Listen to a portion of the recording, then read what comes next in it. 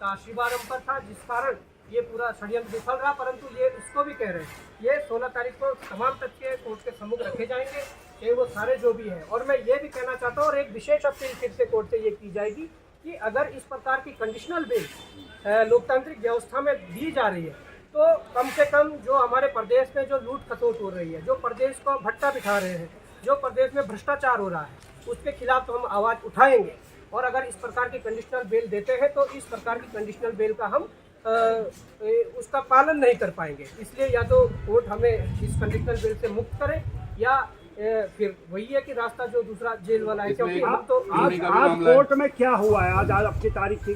देखिए, कोर्ट में हुआ, हमने सुबह अपना पक्ष रखा है, और मैंने जो पुलिस द्वारा पक्ष रखा गया उसके बाद हमने अपना पक्ष रखा है। पुलिस ने कहा था कि भाई बागेश्वर का प्रकरण, उन्होंने कहा, पुलिस ने कहा कि जो राज्य आंदोलनकारी मंच के द्वारा जो मुख्यमंत्री आवास कूच किया, जिसमें तो भू कानून मूल निवास की मांग थी, उसमें भविष्य कुमार ने प्रतिवाद किया, वो भी पुलिस का आरोप था।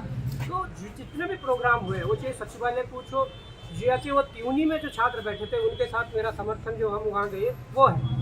समस्त कार्यक्रमों की उन लोगों ने परमिशन ली थी, वो चाहे राज्य आंदोलनकारी मंच द्वारा परमिशन ली गई मूल निवास भू कानून की, वो चाहे त्यूनी में बैठे छात्रों द्वारा उनकी भी परमिशन ली गई थी, वो भी कॉपी हमारे पास है।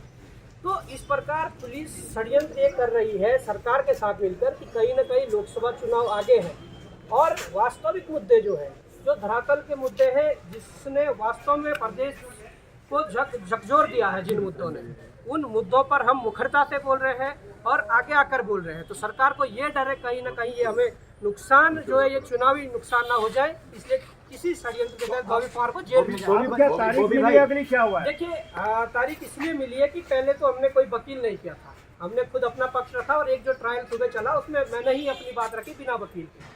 पर जज साहब ने हमें मार्गदर्शित किया और ये भी कहा कि भाई आप एक वकील को ले आइए, क्योंकि ये मामला आगे भी जा सकता है।